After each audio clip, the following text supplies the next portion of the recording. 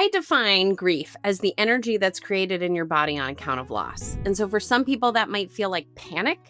And for other people, that might feel like deeply spiritual or religious, but it is an energy that we end up sort of having inside of us. And our culture prefers if we push it down. Like we get like maybe 3 to 5 days. And then it's like, are you still on that note of feeling sad and hard? Welcome to the Midlife Chrysalis podcast with Chip Conley, where we explore how midlife isn't a crisis, but a chrysalis, a time of profound transformation that can lead to the most meaningful chapter of your life. Well, I'm excited about this one today. First of all, it's Chip Conley, a midlife chrysalis. This episode is really meant to be practical. We have some incredibly famous people on this podcast. I'm really honored that they join us, and often they're telling us about their life. But we don't have a lot of therapists on this podcast. And today we have a therapist who's not only been an MEA alum, but they are actually going to be teaching at MEA this upcoming winter at our Santa Fe campus. Meghan Jarvis is somebody who found her groove in midlife around age like late 40s. She's a mother, she has 3 kids. She was a therapist, but she was doing it part-time. And then at some point she realized that her specialty in trauma was now starting to shift to a specialty in grieving and learning how to help people find grieving practices. It was very personal for herself, and she tells quite a personal story about her own grieving. And then she has now written a couple books and has 2 more books coming out soon, and she has a whole grief festival, and she's become sort of a big time person in the grief world. So I think you're gonna find this to be a very practical and applicable episode, especially if you're somebody like me who tries to run from their emotions. So I hope you enjoy it. Megan, it's so good to have you here. So for a lot of us, grief is something we don't want to talk about, nor do we want to talk about trauma. So I want you to give us your personal story that has led you to being one of the world's leading experts on these topics, and what and and then also a little bit about how your point of view on that is a little maybe different than some other folks out there. Well, first of all, thank you so much for having me. It's so good to see you. And I am really excited to be talking particularly to you and the MEA community about my experience with grief, because I feel like we match up in that idea that over time you end up sort of having a different experience than the one that you thought you were starting when you went to graduate school. And I live in Washington, D.C. I have been a trauma therapist specializing in grief and loss for 22 years. I had a small private practice. I have a bunch of kids, 3 kids, and it was just a perfect match. The grief, my picking to be a grief specialist really had to do with an early childhood experience. Someone that I call a cousin, beloved to my family, drowned when I was 9 years old. And I think most people in healing professions have some hard story that they work to heal themselves. So that was my experience. I went to therapy in my early 20s, had a lot of self-consciousness, a lot of reactivity that I felt like my peers didn't have. And in that very first therapy session, I was there because of a breakup. I had gone through the world's worst breakup, but I really genuinely felt like I wasn't recovering the way I had seen other people recover. I thought my breakup at that time was the world's worst breakup. We do catastrophize when we're young. It is one of the things that we get better at as we get older, is we don't catastrophize quite as much, but keep True. going. Well, and the more you live through, the more you realize that you can live through. But at that time, I really didn't think I was going to live through this breakup. I was so deeply attached to this person. I had sort of assigned all my hopes and dreams to this relationship. It was the first real relationship that I was in. So I went to this therapy session only because a sort of elder in my office, I was working in social policy at the time, kind of passed me a name, right? And said, you should go see this person. I felt really deeply ashamed that I needed to go to therapy. And I went in and cried for the 50 minutes and said to the therapist, how am I ever going to get over this? And my life will never be good again. And we get right to the 50-minute hour.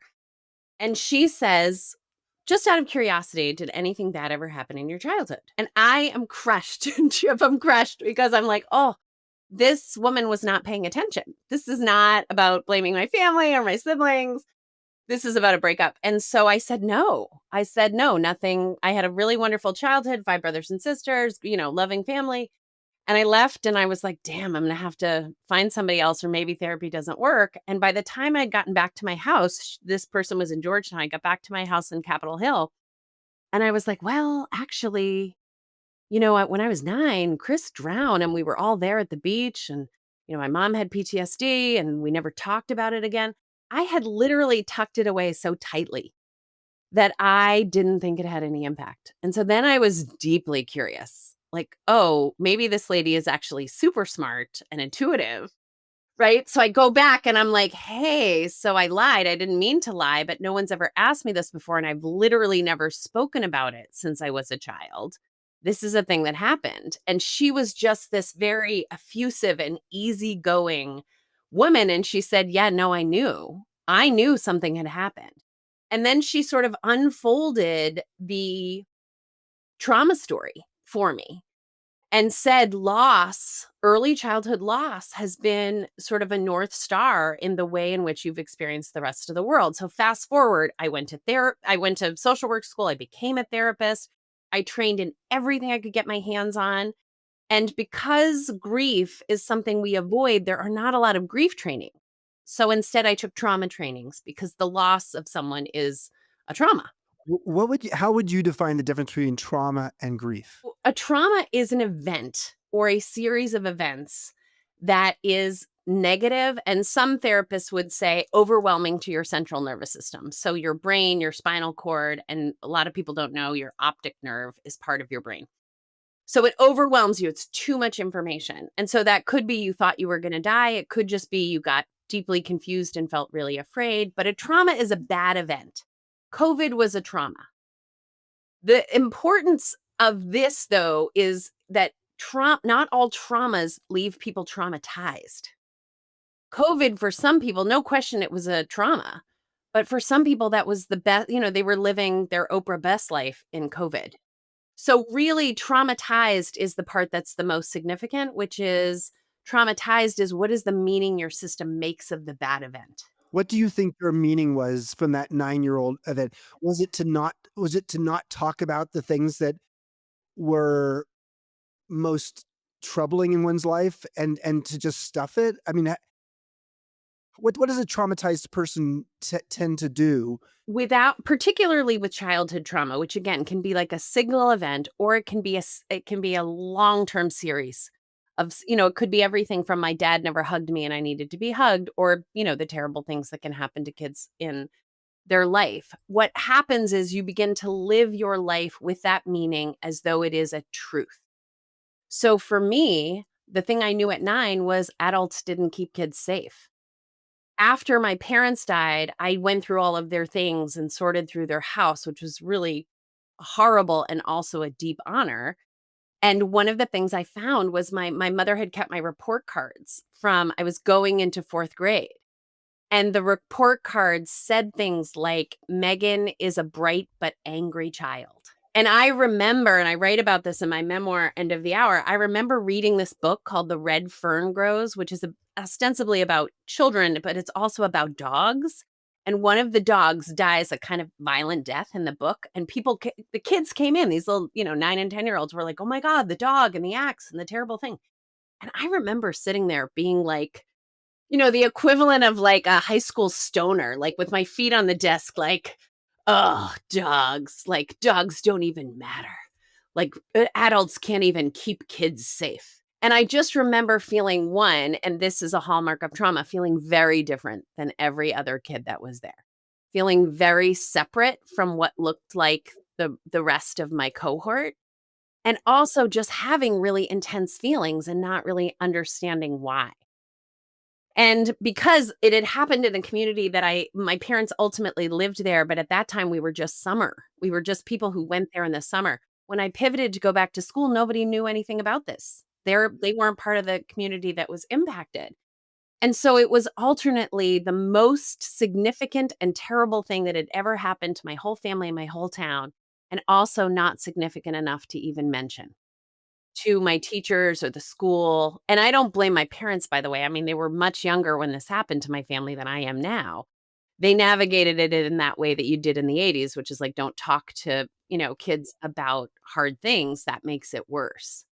But so that trauma then sort of set like, I never took risks. I never took risks as a child because I understood that like you could just be doing a normal thing and your sibling could die or you could die. I lived in constant fear that my older sibling, my older brother, Pat, I just lived in constant fear of him dying because he was around the age of that kid. And then when I made attachments, they were either kind of like really lightweight, like I don't really care about you that much, or I'm going to die without you, which is what that therapist sort of picked up on. You were a jaded Gen Xer.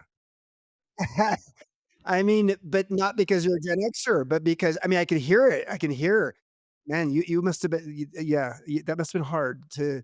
So now juxtapose that versus grief. Trauma can trauma lead to grief? Yeah, so I define grief as the energy that's created in your body on account of loss. So it's just like the natural reaction, the way that like, you have energy inside your body when you're hungry. You can feel it. So grief is the energy that's created inside your system naturally on account of your loss. And so for some people that might feel like panic, and for other people that might feel like deeply spiritual or religious, but it is an energy that we end up sort of having inside of us, and our culture prefers if we push it down.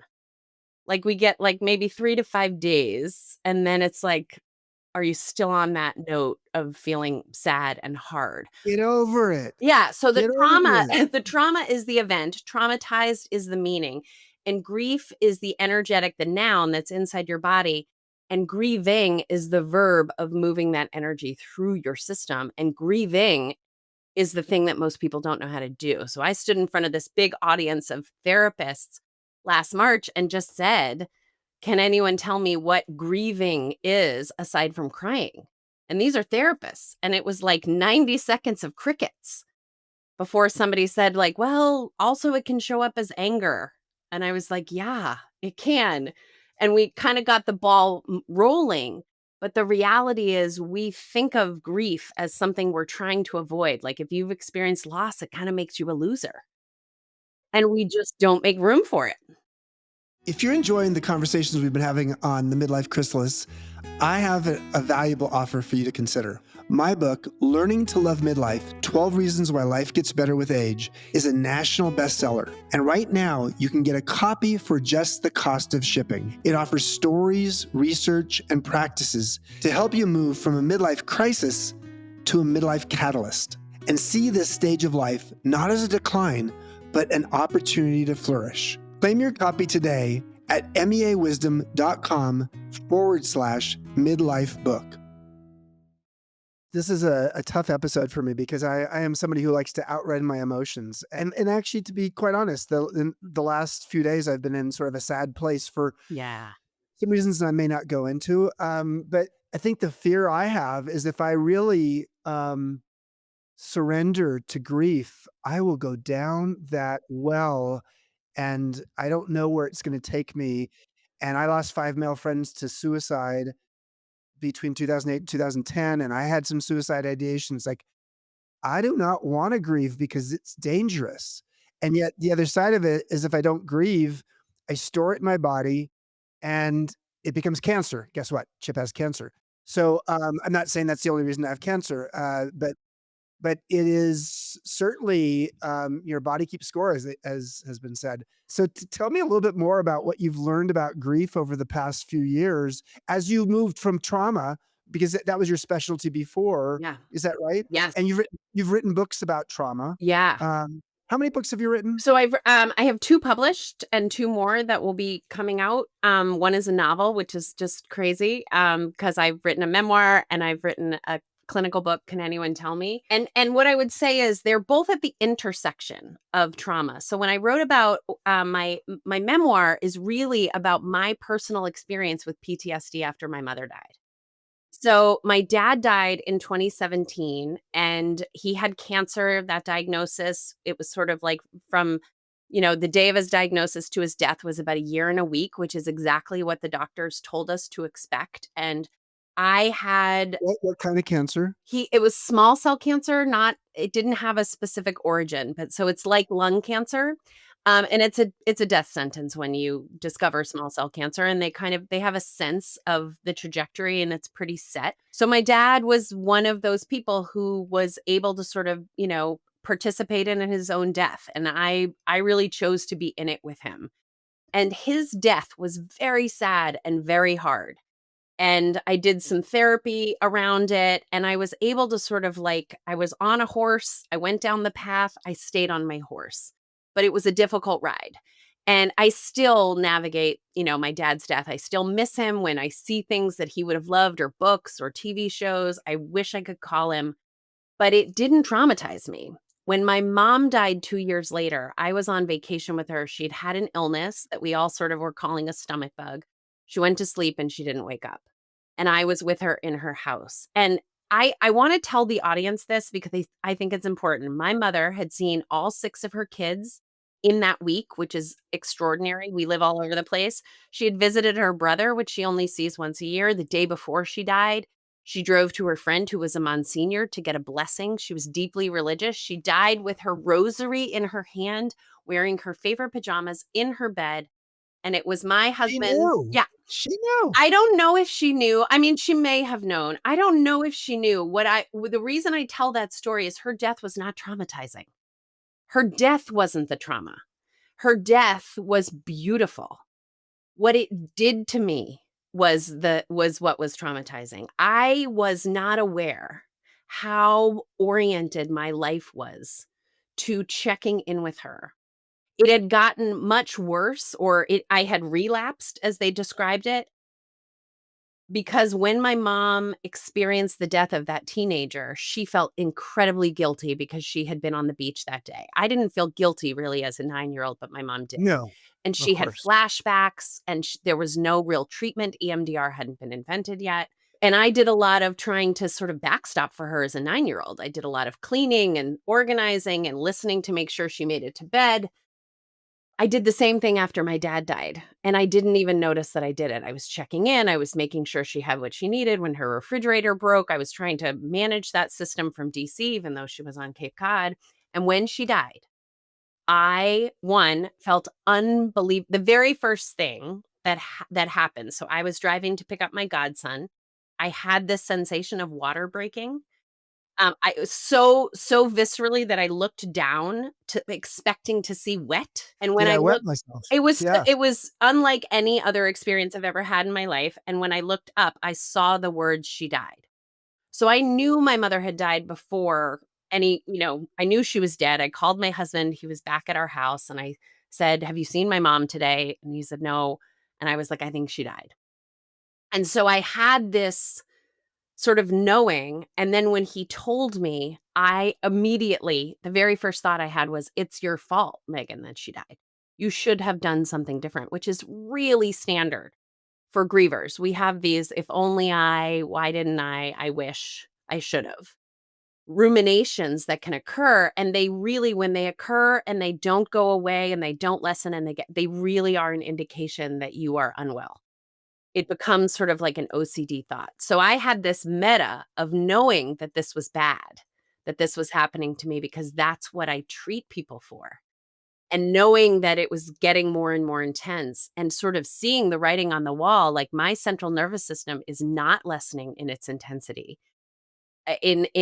feeling overwhelmed, and ultimately having to call a colleague and say, "I am not okay." I came down into my basement to exercise because it's important to move grief through the body, and threw my back out so significantly, I had bruises for 4 months on my shins. I couldn't get off the basement floor. It's like that standard kind of Liz Gilbert story of everything falls apart, and I called my colleague and she said, "I know you know what you have to do." And what I had to do was check myself into the same inpatient facility that I had sent my most intense clients, the ones who were really, really unwell. And people say I didn't have it, I couldn't fall apart because I had 3 kids. I had 3 kids. They were little and I couldn't get off the floor of the basement. So I ended up checking myself into an inpatient facility where if you think of what your college schedule looked like, that's what my treatment schedule looked like. I was doing equine therapy, I was doing sound therapy, I was doing movement therapy, and I was there for just under a month. And when I came out of that, I was like a woman possessed because one, I felt like I needed to apologize to my clients. I felt like it was like they had been describing France all this time, and I had been like, "Sure, I saw a movie about France." And this was going to France, like, "Oh, this is what salted butter is. This is what you were trying to tell me." And 2, I really felt like, wow, our culture does not get this. There's no space, there's no room. And we, just as you just described, I mean, you have had a lot of loss in a short period of time. And that is part of how we become overwhelmed. And that does put us at risk of being traumatized the way I was. But there's so much that we can do to create a personalized daily practice that we don't do. And we know it from neuroscience and we know it from the trauma modalities that can set us up to heal rather than to kind of go down. And when I came out of treatment, I was like, "Oh my God, we lie and we minimize. And we do that because we're so afraid of this." And what I do, to your point about being afraid, is I teach the neuroscience and the bioscience. Everyone has the same fear that you do, which is if I let myself go there, I'm going to essentially lose my mind. I will lose myself to grief. But we have this thing called the vagus nerve.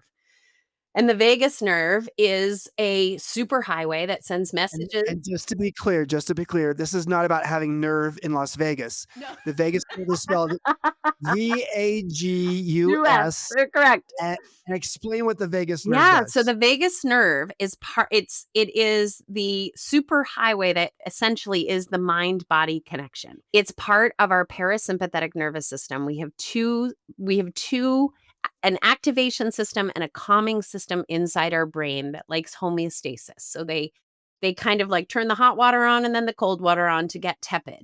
That's the job. And when you are too much in distress, the vagus nerve, when you are too activated in your sympathetic system, the parasympathetic nervous system, which houses this vagus nerve that connects your brain down into your body, turns on.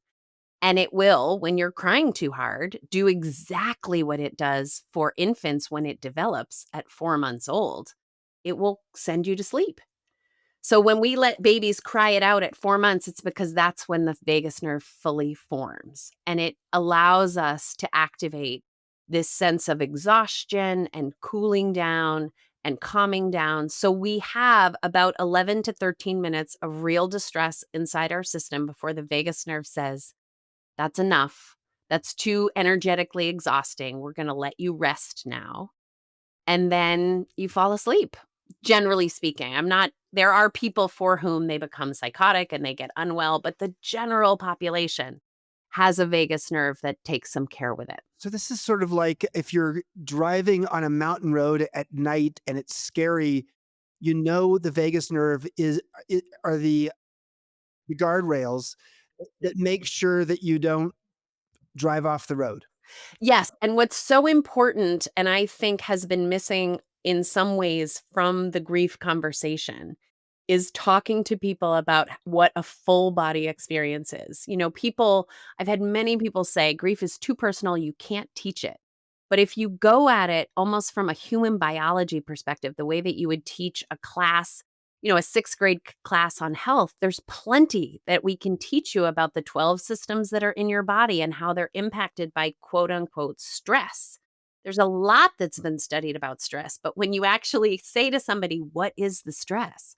It's always they're getting divorced, they're having financial problems, they're having a health issue, someone just died. All of those are losses. They're all loss. These people come to MEA. I mean, these are many of the transitions that happen in midlife. So when I first heard of you all, I was like, wow, we are having the same conversation. It's like you're coming through the door and I'm coming through the window. I think what happens to folks is they then get diagnosed with anxiety, or they get diagnosed with depression, which they fit the diagnostics, right? Like, "Oh, you've been sad for more than, 6 weeks." That's depression. But when you look at what's driving the depression is your sister died. You can treat the depression, but the depression really is a symptom. And what we need to have are practices around how do we honor the grief experience, and you all at MEA do this gorgeously. I mean, I was lucky enough to do a workshop with you and Pico Iyer, and it was not about grief, yet the conversation had so much transition, and with every life transition, there is loss.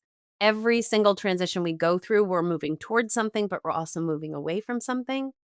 And there's no reason not to be able to acknowledge that other than we generally don't practice it. So when kids are graduating from high school, I always encourage their family to say, "What are you excited about? Like, where are you going to college, and what is gonna be tough to leave behind in your community?" Just to acknowledge that every time we have a loss of some kind, it means that there's a transition happening for us. Sometimes we're leaning towards the transition. "Oh, I'm so excited to be moving." Sometimes we're really more oriented toward the loss. "I can't believe this, my marriage has ended." But we need a practice so that we can acknowledge, where we are, and then how to kind of attend to the energy. If it's more anxious, attend to it that way. What kind of path are you carving through midlife? Our free Midlife Pathfinder quiz helps you discover which of 8 archetypes best describe your approach to this stage of life and what that means for your next chapter. It only takes a few minutes and your results may surprise you. Find out your archetype now. It's quick, it's fun, and it might help you see your journey in a whole new light. Take the Pathfinder quiz at meawisdom.com/quiz. So you've talked about grieving practices, Yeah. and let's now put the shoe on the other foot.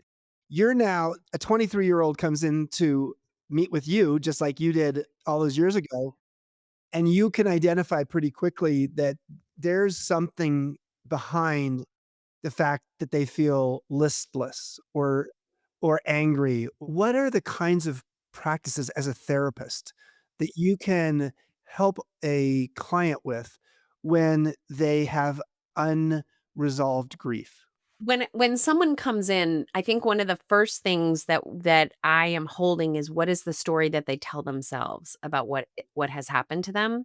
Sometimes updating the narrative and helping them see that the way that they're telling the story, the way that they're experiencing the story is putting sort of a limit around there. And you all talk about this, but having some curiosity, being able when your brain is in really deep trauma, curiosity is turned down. Like, if a bear ran into my office right now, you don't want me to be curious, you want me to, like, run, and and fight and all those things. But when someone is processing a loss, there's all this sort of metacognition, and a lot of what they're doing is they are predicting the same level of calamity that they're feeling in the present moment, which is based on the thing that's already happened. Somebody broke up with them, and then they're predicting it into the future. So when I'm talking about grief practices, I have a model that I use which has 6 core components to it called the grief mentor method, and I just lay it out and say, "Look, these are the 6 areas that people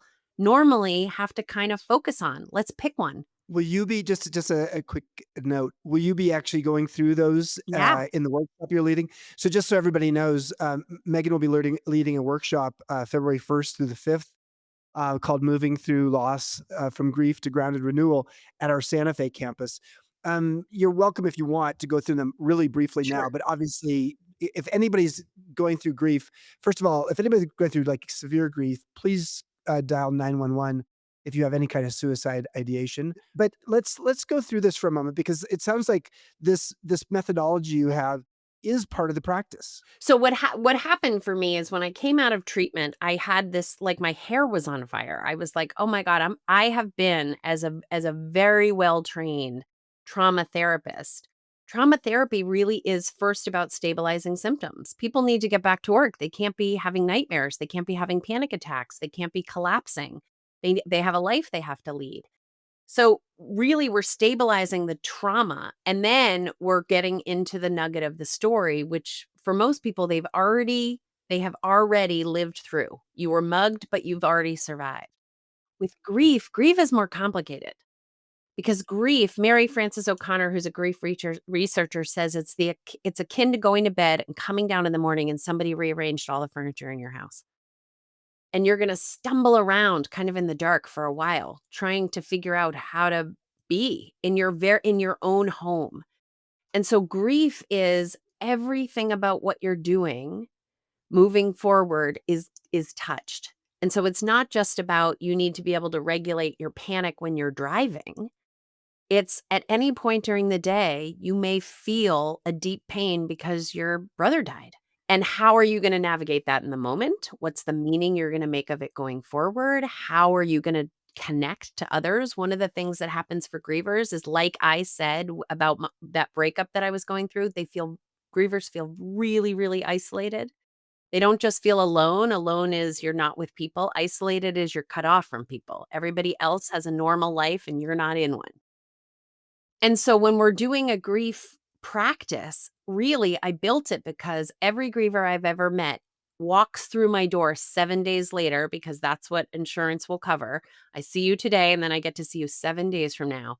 And they have been white knuckling and desperate because their symptoms are so hard to bear, and other than the hour that they get with me, there's not a lot that is there to help support. Maybe a podcast that helped them, or watching a TV show, or one Does conversation. crying help? I mean, just like It just sobbing? does. Yes. Okay. I mean, Uh, crying is a beautiful way of regulating your nervous system. So if you think yeah. about dysregulation, crying exhausts you. I am so bad at it. I'm so bad at crying. I mean, I need to watch for me to cry, I have to be on a plane watching a schmaltzy movie, or the underdog has to win a sports Oh, yeah. event. I know what and I there's a couple movies I can watch if I like, "Okay, I need to cry right What's now." your go-to? You gotta tell me. Yeah, a Peruvian film, called Undertow, Oh, I don't know this and movie. I'm writing it's it down. no, it yeah, no one knows it. It's a it oh, it does it to me every time. Beautiful. I have a Um, whole list of movies that I give yeah. people that I'm like, "These any one of these might help you."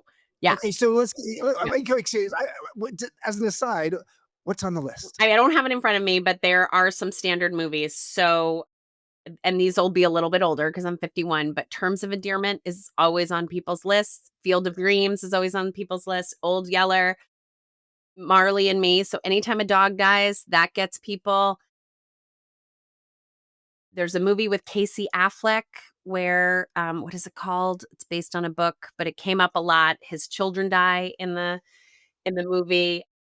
There's a movie called Shadowlands, which is about C.S. Lewis, and that is another one where it's like Deborah Winger dying of cancer in all kinds of movies makes people cry. I have a long list of movies that people will tell me, "This really got me."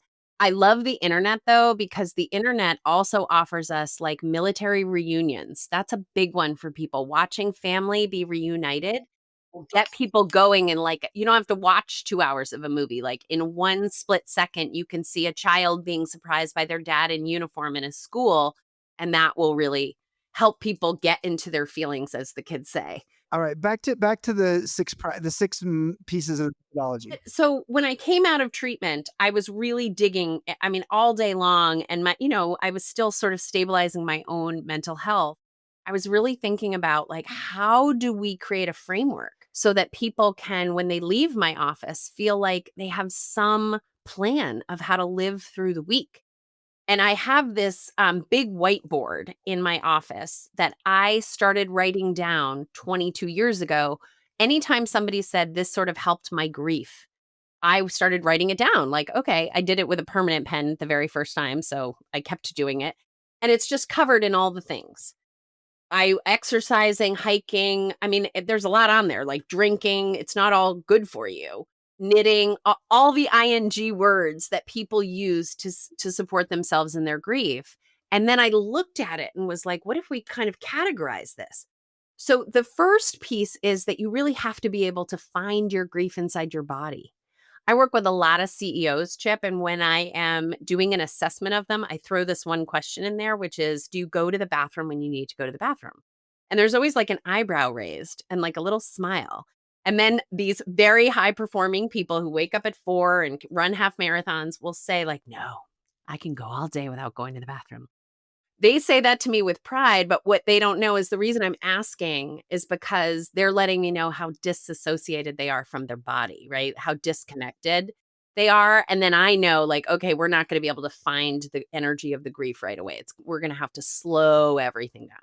So we use mindfulness for that, just body scans. And there's energy inside your body that isn't grief, by the way. So we really create sort of a cluster of that. And then we also use some movement. So mindfulness and movement is what M in mentor method stands for. E is that energy idea, which is, are you more anxious or are you more depressed? Because most of the time, what you'll hear is like a lavender bath is very good when you are overwhelmed. But if you haven't gotten out of bed for 10 days, you don't need a lavender bath. You need a walk with a friend. So we teach people the difference between the two kinds of energies and what the interventions are. Then we talk about nutrition.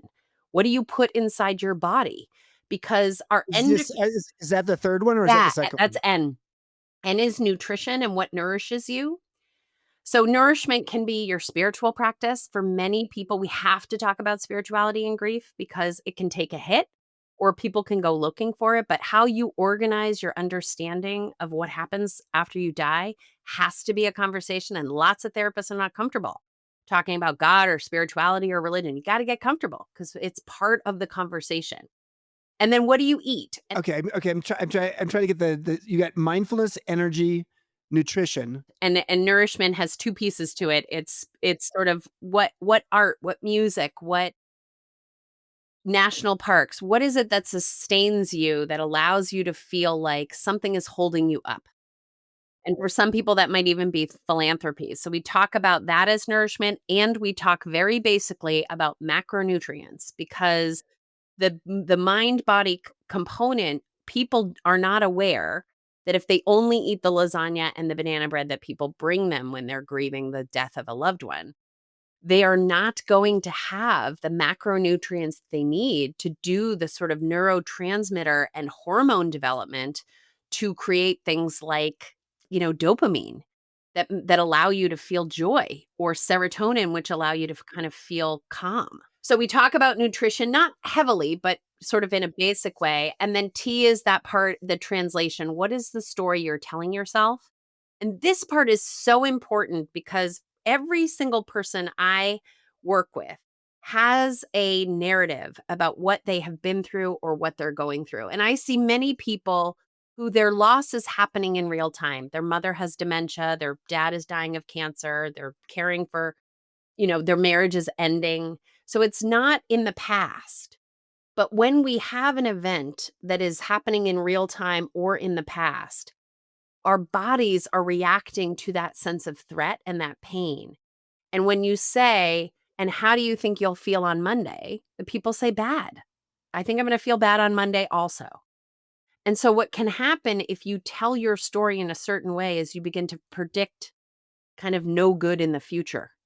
And so we really kind of pull that apart and we teach people with some writing prompts how to talk about that. And then the O part is getting outside. It's literally allowing your central nervous system to be regulated by nature. And we have all these videos for folks that can't get outside. We have all kinds of ways to sort of adapt it, but there's so much neuroscience that really it's beyond what our bodies can do on our own. We need to co-regulate with other people. We need to co-regulate with the trees. And also you're going to probably have to go outside your current network of people because they know you as the person you were right before your loss.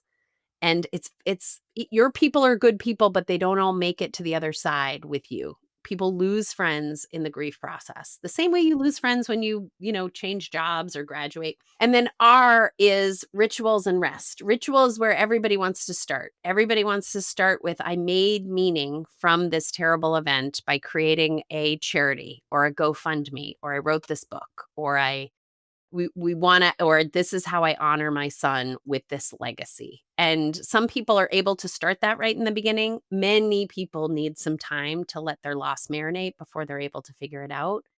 So we talk about ritual and it's a rich conversation. You can have grievers talk about that together, but we also talk about rest. When you are grieving, it is a totally novel experience, like actual newness. And our body is really built to avoid novelty because it's energetically expensive. But we can't avoid it. There's nothing to, fight against or flee. You're just in it. And it literally dehydrates you and exhausts your cells need to be regenerated. And I know many people that do not sleep well and are not able to stop rushing and trying to avoid. So we actually teach a series of rest practices and have people build them into their day. And it spells mentor. And it spells mentor, look at that. I actually dreamt so one of the books that I wrote, I dreamt the mentor method. My team was coming to town. I was really thinking before I went to bed, and I woke up in the middle of the night, and it was like that scene from A Beautiful Mind. I wrote all kinds of things on a piece of paper, and I was like, "Wait a minute, it's trying to tell me something." And I didn't even notice that I had written mentor down. And then when they came in the next morning, I was like, "Oh, look, there's a mnemonic here that's gonna help people remember." So when I train folks in this, sometimes it's just an hour-long lecture. Sometimes it's a 5-day-long clinical training for therapists. But even in an hour-long lecture, people can remember what mentor stands for. So they can walk out of that hour-long lecture and say like, "Okay, I just need to find a mindfulness practice this week." Or I just need to get outside for a walk this week. And it does this thing, which is so beautiful, which is it empowers people to believe that they can grieve, that they can do the process that everybody says they can't do. It's the one thing everyone says, I don't know how to live through this. Do you think that people is there a spike in grief in midlife, or is it sort of just or is it more distributed throughout one's life? No, I think I mean, again, when I first started talking to y'all at MEA, I was like, "Oh my god, these are my people." I work almost strictly with people in their sort of mid-40s up until their mid-60s. That's what my clients look like. And what I say is they sort of have like a Post-it note pack of losses, some of which they've been carrying for a really long time, and some of which are, new. Like the number of people I know that lost their job at 48 is really extraordinary. And it can take a whole year, Well, 2 years. especially in Washington, DC, where Yes. you're based, where Yeah. I mean, there a lot of people DC have been losing their jobs, so DC is a rough town for loss right now. But I think if it's not a death, people are not always aware that they're grieving. They don't always mark the loss. And this happens also in companies. You'll lose the entire San Francisco office, 1,200 people fired yesterday. Your best friend works in the San Francisco office. You were going to go to a conference and you're supposed to go back to work tomorrow as if nothing happened. And so there's a lot of that where it's like, well, nobody died and it's not that big a deal and I don't feel entitled and so I just don't do it. I don't cry. I don't sit and connect to the energy. I don't think of it the way I would think about hunger, which is just like something that's part of my everyday experience. And then it stays inside your system kind of like a splinter. And what I find for people in their midlife is that those splinters start to come to the surface. They start to make themselves known, you suddenly have more than you can carry. You've been estranged from your sister since you were 25, your dad just died, you're thinking about getting divorced or married, you need to move, and all of those things together inside the system are too much. But a lot of people in midlife are doing that. They're really taking stock of their friendships and their relationships and is their work meaningful and do they I mean, I've spoken to you about this. Do they wanna live where they live? What are we doing now, right? What are we doing now? And so it doesn't have to be a death. It can be something like your kids leaving for college. And suddenly you're feeling the loss and you're feeling that identity confusion and without sort of a cohort of people who who have been through it and can do something other than get together and drink wine, that not that that's a bad thing, but it shouldn't be the only thing. People can feel really stuck, like, "I just have to hold this hard feeling."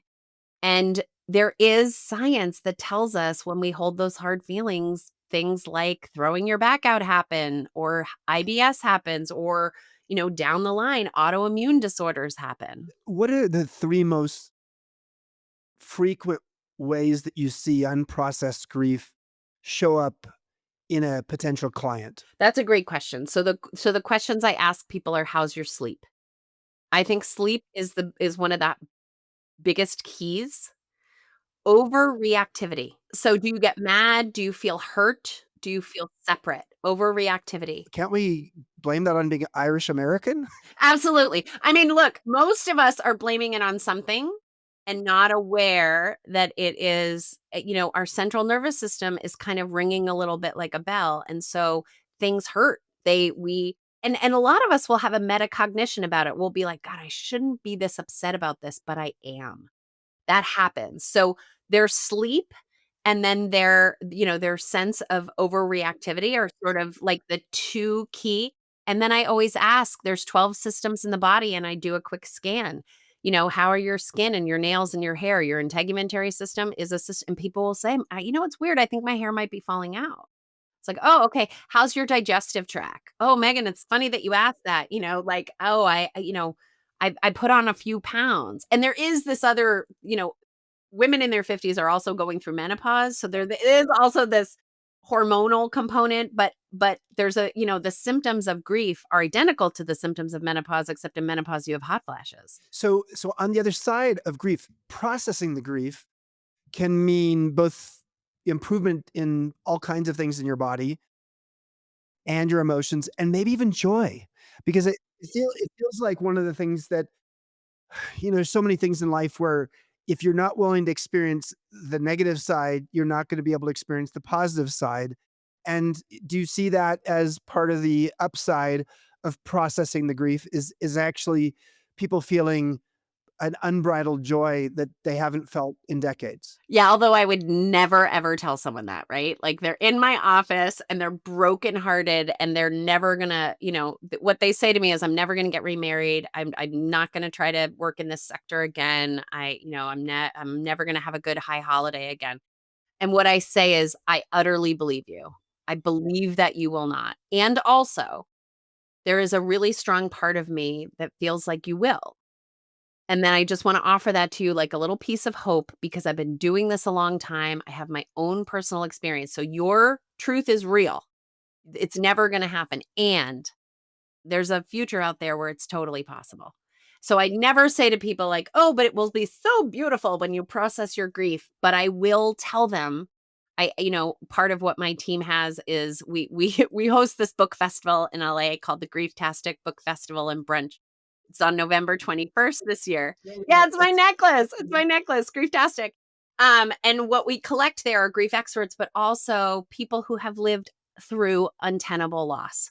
And we put them on panels, mothers who lost children, people who lost vanfuls of family all at once, multiple homes burned in the fires, just unbearable experiences of loss. And you can see those people sit and laugh on a panel.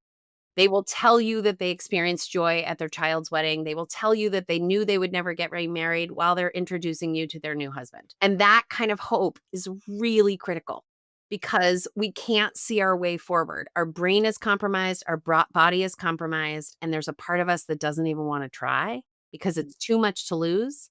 But the reality is most people do survive untenable loss all the time. And people say, "Oh, I could never survive through that." That phrase makes me insane. None of us can survive. We become people who can survive. I can't lift 50 pounds over my head, but if I had to, I would figure out how to build the muscles to do it. I would. And that's what grievers do. And when you are early in loss and you are so lost and you can't find your compass points to stand in front of someone who not only lived through that story but published a book about that story and is willing to talk about that story, that becomes, your north for a little while. And I do actually believe that one of the most extraordinary things in my life was my mother's death and the lessons that I learned from it. The thing I am the most proud of in my entire life is checking myself into an inpatient facility. Before you met me, I had no ambitions to write books, to talk on national stages, to have a podcast, to run a book festival. None of those things were they weren't secret ambitions that I just wasn't tapped into. They did not exist. My life took a hard left turn, as many people do in midlife. And I'm grateful. I am so grateful to who I am right now. I feel and, you and I have spoken about this, such deep and profound purpose in the work that I'm doing. It's unbelievable. You experienced MEA as a compadre or comadre, a student, and now you're gonna be teaching this workshop in February. Just give for those, who are listening or watching and have not experienced MEA, I'm driving without a license. You have a license, you're a licensed therapist. I'm some, you know, uh, snake oil salesman who doesn't know a thing about psychology No, that's and not true.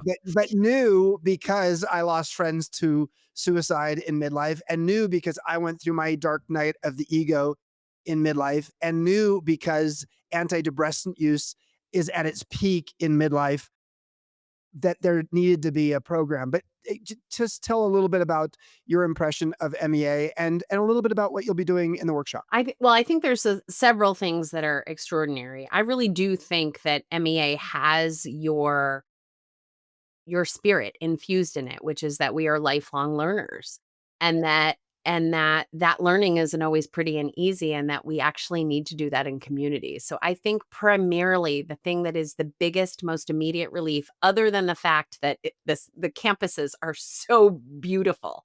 I mean, they are physically just stunning and so relaxing. And your staff says things like, let me get that for you. You just sit here, you just receive. I mean, it really is a culture that you can feel and it was hard to leave. But the idea being you don't have to know everything. We can sit here and get curious together. We can share some stories. We can do that with emotional safety. But the communion of people together in the sacred conversation is really needed right now. We did this thing during COVID and I don't blame anybody, but we did it globally, which was we all just agreed it was fine to go home and close the door and connect over computer. And actually, the neuroscientists know better than this. We know that it is wholly and spiritually different to be in the physical presence of other people. So coming to a workshop where you sit in a circle, there's dancing and there's delicious food, all of that allows your central nervous system to sort of just release. I slept so well while I was there. And you can dip into conversation, you can come out of conversation, but I think also the crowd of people that are joining there are joining with a really curious, inquisitive mind, and they really are carrying something. They are on the precipice of wanting a pivot or a shift. And to me, that the grief mentor method, that's what it's built for. It's not built for when you've been thrown overboard and you're just trying not to drown. It's really how are we going to help you get back to living when you can't see what that life is going to be yet?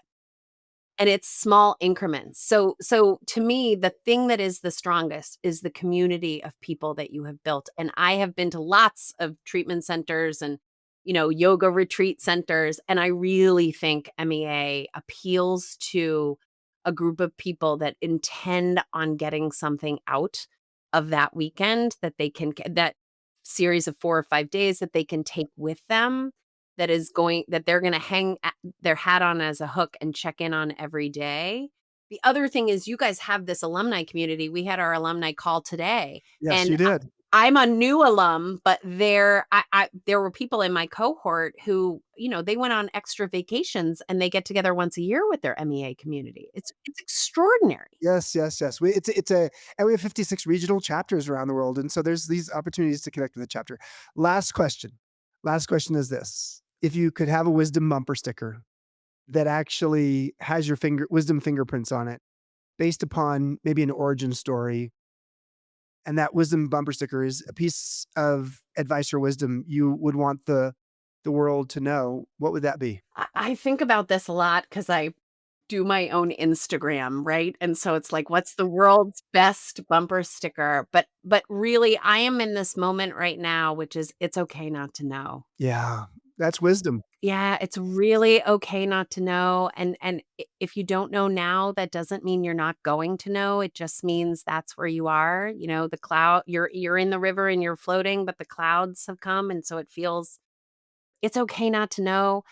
You don't have to know everything. That's why we need other people. There are other people who know some things, and you can bring them close, and then at some point, you will deepen into some knowing. That is the thing that I think there is no way to be in the experience of becoming and know your whole way through. There has to be some fumbling around in the dark and the messy middle and the murky, in order to become the person who says, "I've integrated that lesson for myself." And it feels like that's what you've lived the last few years.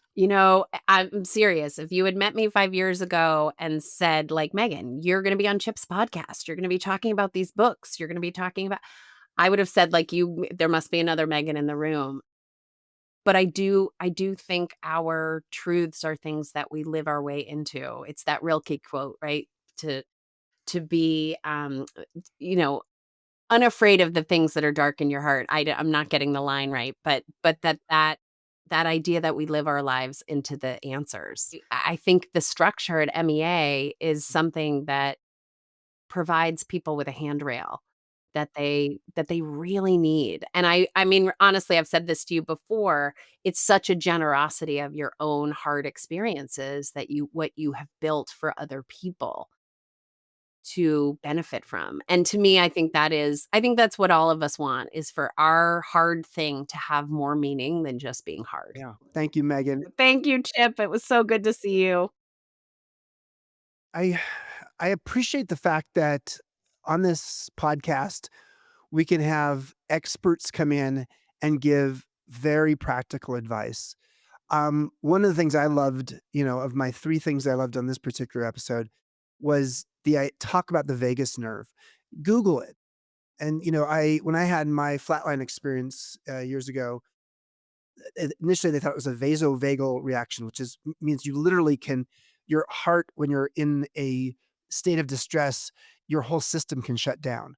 As it turns out, it was an allergic reaction to an antibiotic. But vasovagal is something that happens when you're so overwhelmed with distress. And the fact that the vagus nerve is there as a parasympathetic response to when you're actually going through distress can give you some comfort that for as I said to Megan, my biggest worry about really allowing myself to grieve at times is like how bad it could get.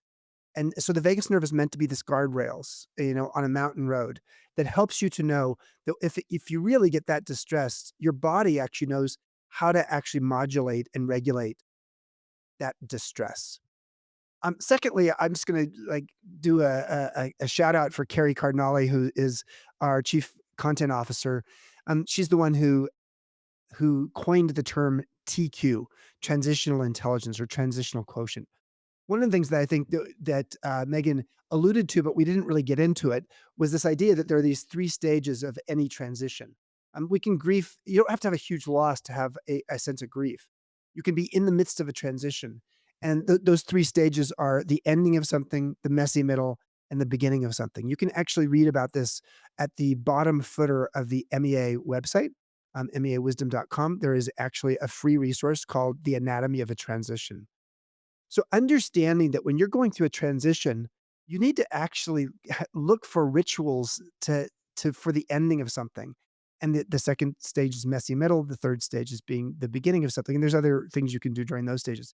But I think what Megan talked about was the idea of when something's ending, how are you processing the ending of it?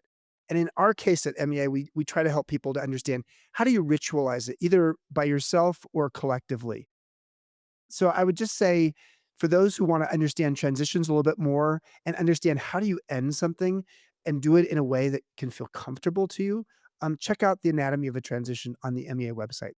And then finally, I have to highlight and illuminate the grief mentor method that is specific to Megan's, book work and her her content.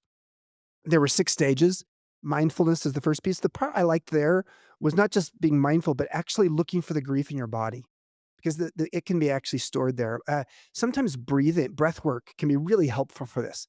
Doing holotropic breathing, and I've done that before where I get my body going in such a cycle of my breathing that I literally start to cry and maybe like really tremble because of that. And then the grief is able to sort of start to being released from the body. Secondly, that energy, the idea of like, where's the energy? Thirdly, nourishment, both what is it that nourishes you, art or music or things that you could use as nourishment? And then how are you feeding your body with nutrition? The fourth is the translation. What story are you telling yourself? And is that a story that you're stuck in that is keeping you in that grieving in a place of grief as opposed to processing the grief? Finally, number 5 and 6, being outside your central nervous system is not just regulated by your vagus nerve, but it's also regulated by nature, and being in nature is actually quite good for it. And then finally, the rituals and the rest. And, as I said earlier, sometimes with the ending, you need to actually have a ritual to say, this is the line of demarcation of the past. So a lot of good information there. I mean, for those of you who have never experienced grief, the first question you might ask yourself is, are you storing that grief in your body and that there has been some grief, or are you just good at processing it? And good for you if you are. But grief is a fact of life. And on the other side of grief can be an awful lot of joy. So if you are somebody who is finding yourself overly reactive, angry, maybe flatline in terms of your emotions. You don't get very high, you don't get very low. Explore the idea of grief and maybe explore Megan's workshop here at the Santa Fe campus in February. Thanks so much for joining. We'll see you next week. Thanks for listening to the Midlife Chrysalis. This show is produced by Midlife Media. If you enjoyed this episode, help us spread the word by subscribing and leaving a review on your favorite platform.